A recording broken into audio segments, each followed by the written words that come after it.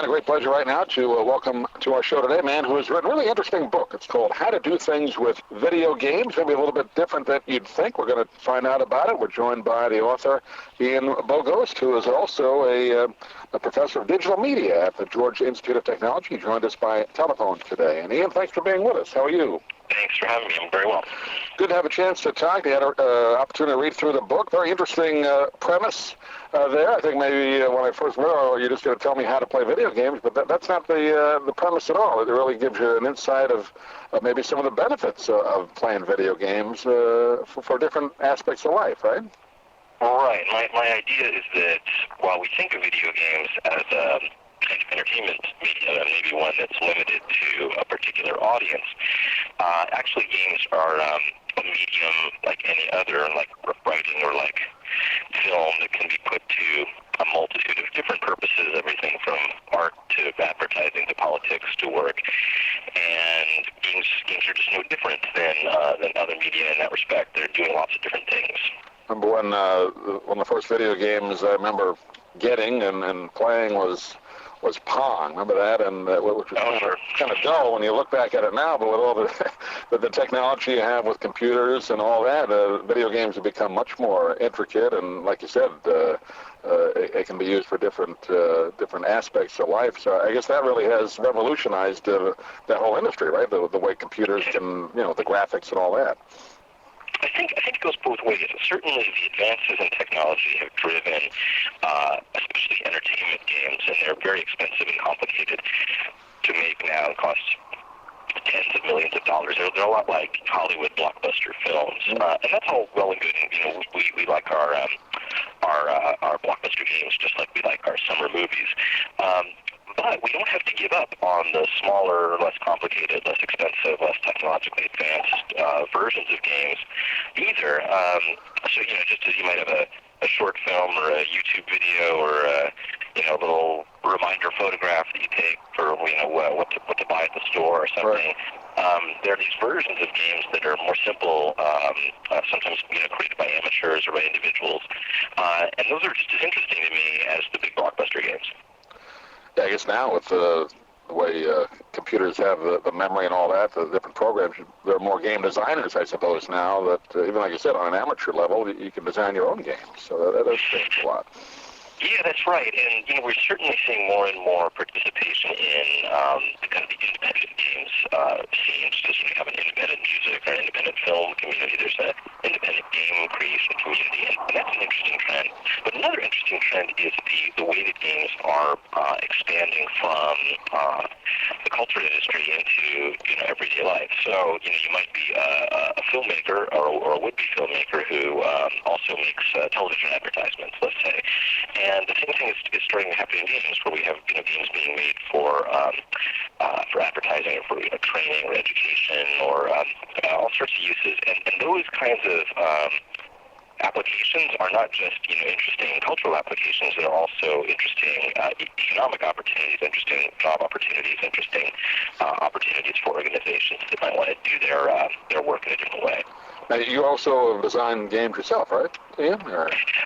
Yeah, I designed some of my own kind of weird indie games, and then I also run a studio here in Atlanta called Persuasive Games, which focuses on politics and education and marketing as uses for games. Talk a little bit about how you put this book together. It's kind of divided into different chapters on different aspects of gaming. What was the impetus? Was it just a paper that you did originally and expanded it, or how'd you put it together? So I've been involved in the idea of applying games outside of entertainment for many years. As I said, I've been working in politics and in marketing and also in journalism. I did a book on games and journalism last year. And those kinds of uses of games are really interesting to me, but they tend to sit in opposition to the creative or entertainment uses of games. So I really wanted to look at the space of games more broadly, and instead of just having kind of leisure games and serious games, I see it more as like a gradation, kind of spectrum in the middle. And that was the concept for the book, was sort of what lies along that spectrum.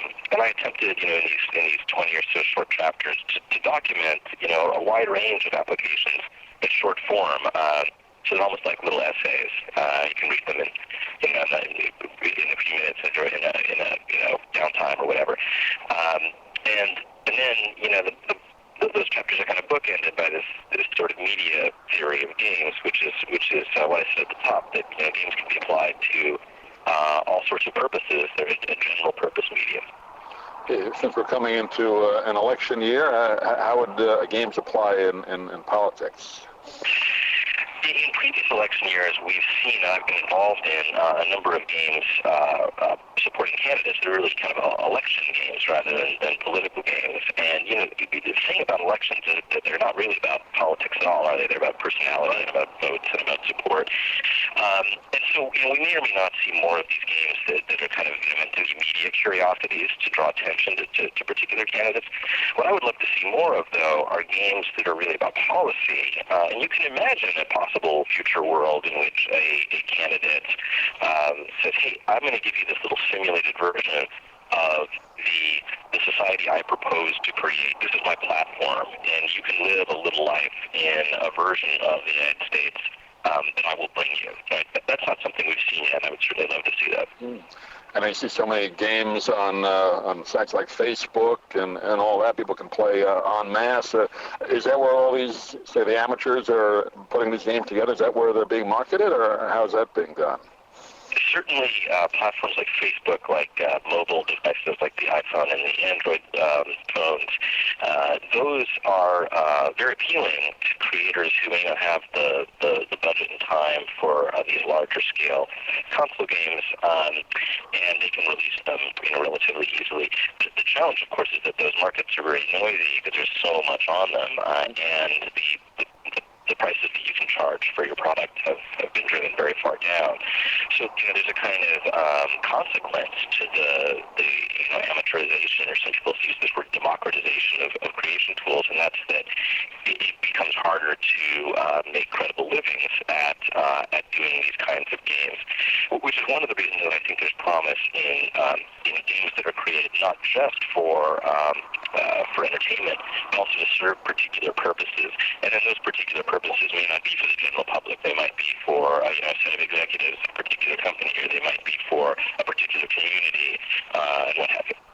Yeah, I know fighter pilots, at least I think this is true. I read about this, that they were using video games, where you're shooting down the enemy, and that helped them train later on for the actual real thing in combat. So, that has already taken place, right, using those? Yeah, the military has certainly been using games and simulations for decades, and it's one very well-known application. They've also been using games more recently for training for cultural sensitivity, even for therapy, for example, for post-traumatic stress disorder.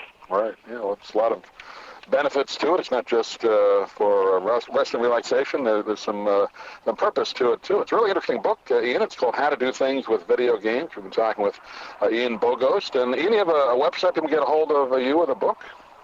Yeah, my website's bogost.com. That's BOGOST.com. Great, and real pleasure taking a few minutes to talk to you today, and hopefully we'll do it again down the road. Thanks for joining us. Thanks very much.